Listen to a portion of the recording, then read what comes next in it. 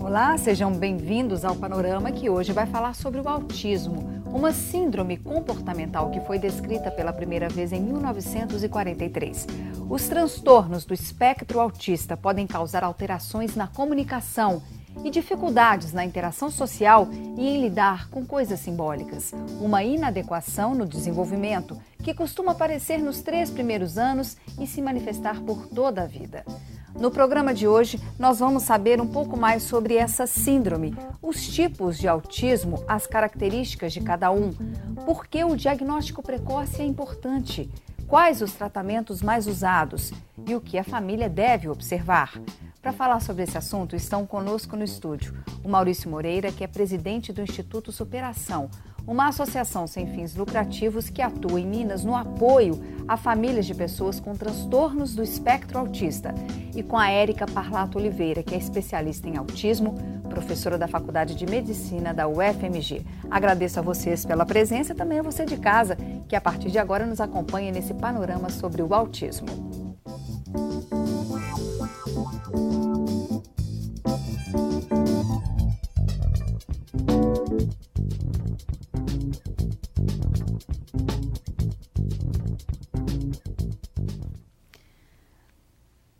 A gente vai começar com uma pequena matéria em que aparecem os nossos 2 entrevistados e que explica um pouco sobre o autismo. Segundo a Organização das Nações Unidas, a ONU, acredita-se que haja mais de 70 milhões de pessoas com autismo em todo o mundo. No Brasil, de acordo com o censo de 2010 do IBGE, estima-se que existam entre 1 e 2 milhões. Quem fez a reportagem que veio a seguir foi a nossa colega, a repórter Priscila Freitas, que tem um irmão autista. Maurício descobriu que Matheus tinha autismo aos 2 anos. Na época, também detectou o transtorno no filho mais velho, Maxwell, que tinha 3 anos. O autismo se caracteriza por dificuldades de interagir com outras pessoas, na fala e na linguagem, além de comportamentos repetitivos. Quando ele entrou para a creche, se acentuou porque ele entrava, deitava no chão e ali ele não socializava com ninguém. Quando as pessoas tentavam tirar ele do local, ele se debatia, chegava a bater a cabeça no chão. No filho de Michele, o transtorno só foi diagnosticado aos 4 anos. Desde então, ela luta para encontrar uma escola preparada para ensiná-lo. O pior pesadelo de nós, pais, mães, chama-se escola. Nenhuma rede está apta a receber os autistas, nem a particular, nem a pública?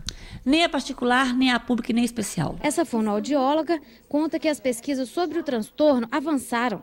Hoje já é possível detectar sinais de autismo em bebês de 4 meses. Dessa forma, você pensa então em uma criança que teria uma predisposição multifatorial para o aparecimento do autismo, mas que a história vai ser mudada a partir do meio ambiente, das intervenções que ela receber, do apoio, do suporte que ela tem da família. Ela não vai ter esse aparecimento do autismo e a vida dela vai ficar muito diferente. Aos 10 anos, Pedro é a prova viva de que, com o apoio da família e o acompanhamento de especialistas, todo autista pode enfrentar as dificuldades.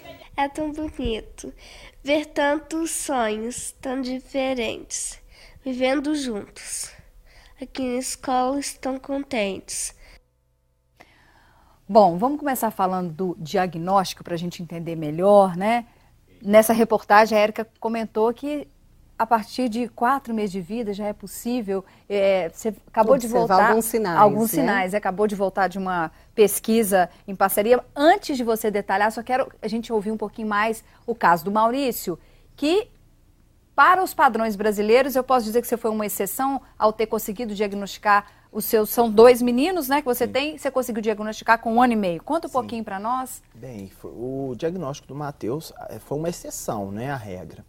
O Maxwell já estava com o diagnóstico, vamos dizer assim, pelo indicado atrasado, porque ele já estava com 3 anos e 11 meses quando ele foi diagnosticado.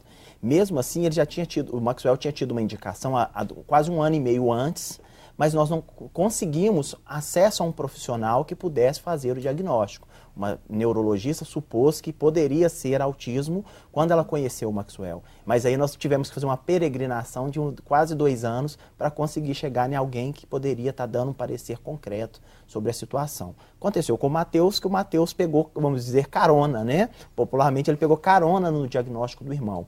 Então isso foi uma exceção. Lamentavelmente, ele teve um diagnóstico mais cedo do que o esperado. Com 1 ano e meio, o irmão mais velho... Já tinha, o Maxwell fez o diagnóstico, um mês depois, com 3 anos e 11 meses. E o Matheus, com 1 ano e meio, pegou carona no diagnóstico do irmão, porque ele também tinha as características, né? Então, se a gente não tivesse diagnosticado o Maxwell, o Matheus também teria passado do prazo. Então, precisa ser tão tarde o diagnóstico? Normalmente a gente fala assim, não, a confirmação é aos 3 anos, mas quais são esses sinais, então? Conta um pouquinho para nós essa pesquisa aqui. O diagnóstico, a gente só vai falar em diagnóstico a partir de 3 anos de idade. Né? Mas isso não impede de observar antes, na criança, alguns sinais de risco. Né? E acho que eu conheço um pouquinho a história dos meninos do Maurício. A sorte aí no caso foi que o médico que atendeu a criança num serviço para uma emergência pediátrica, vamos dizer assim, estava bem treinado a identificar sinais e encaminhou rapidamente. Né? Então, acho que... é importante dizer dessa necessidade de treinar os profissionais que veem crianças pequenas, não só o pediatra. Né? No Brasil, a gente tem um auxiliar de enfermagem que está lá, a gente tem uma cobertura de vacina no Brasil que é fantástica. Então, aproveitar quem trabalha na vacina para treinar, capacitar a identificar esses sinais. E quais são os sinais, por exemplo, Maurício, no seu caso, que depois da confirmação, de repente, você pensou assim, olha, eu reparei isso, mas... Bem, o que é mais marcante é a ausência de fala. Então, os meninos até 4 anos de idade não falavam. O Matheus ainda fala muito pouco, pai e mãe não. Mas o Maxwell não falava nada. E aí você vê aquilo, um menino que visualmente é saudável, só se relaciona com as pessoas do convívio, então ele se relacionava com os pais, com a avó materna que estava próximo, que morava praticamente junto com a gente. Então essas pessoas ele não tinha problema. Porém, quando ele saía para ver a outra avó, a minha mãe, ele chegava na casa, então ele entrava e já começava a chorar. Entrava num lugar que não era tão familiar, né, que não era da rotina dele, então ele começava a chorar. Então só parava de chorar quando saía. Então essas coisas, a gente via que ele tinha um problema, uma dificuldade na questão de socialização.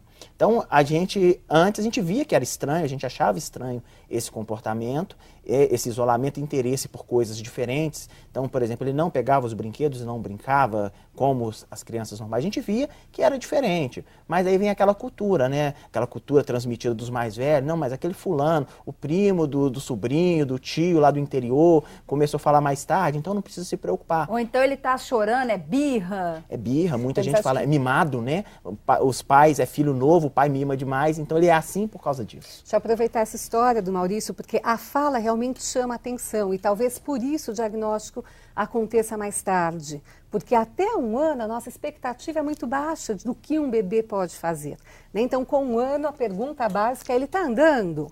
Né? Daí começou a andar, a segunda pergunta que vem da família é, ele fala? E só então a gente vai começar a perceber que tem algo ali que não está tão bem. No andar, a gente já observa, por exemplo, algumas crianças que começam a andar e a família fica na expectativa que ela ande em sua direção e ela não vem na sua direção.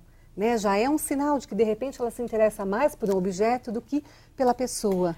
Érica, essas questões da linguagem, da comunicação, o que tem de diferente, o que há de diferente numa pessoa autista? A gente vai ter toda a linguagem caracterizada de outra forma, né? Isso nos maiores. Então, o atraso de fala é comum, não é regra, mas pode ser comum. Você tem dificuldades a lidar com o simbólico, né? Como você disse no início do programa. Então, essa dificuldade leva, por exemplo, um autista adulto a levar tudo ao pé da letra. Né? Então, você não consegue entender metáfora, ironia, essa dificuldade acontece muito. Então, tudo isso tem que ser trabalhado no decorrer da vida, porque isso pode ser aprendido. Né? Você vai aprender a perceber a ironia, não pela mudança de prosódia, mas de forma racional. Mas a questão da fala que o Maurício disse, o que a gente espera antes do bebê? Então, já é esperado que um bebê, ao acordar, chame, faça barulho. Isso não é falar ainda. O falar a gente vai esperar lá depois do aniversário de 1 ano.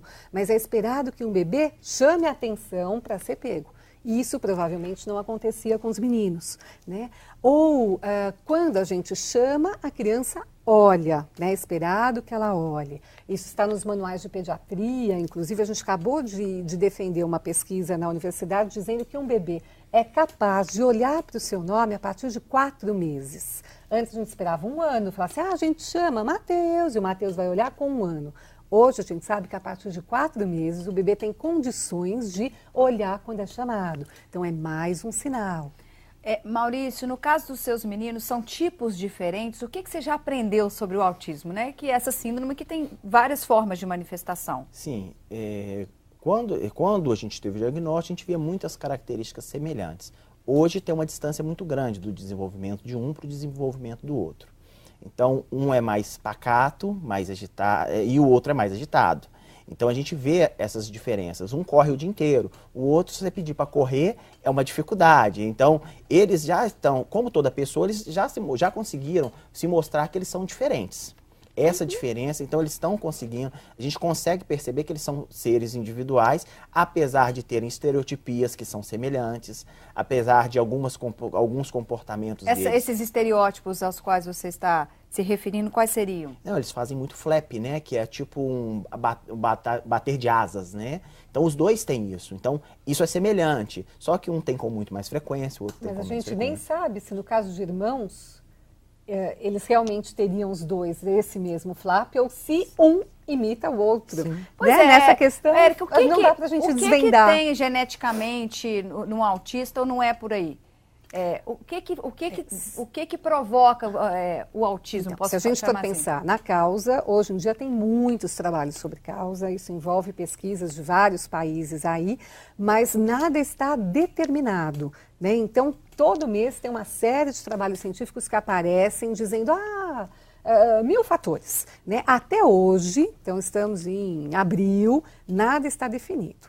Eu participo de um grupo de pesquisa em que a gente acredita numa questão multifatorial. Você tem um conjunto de fatores que vão fazer com que essa criança nasça com uma predisposição a vir a ser autista.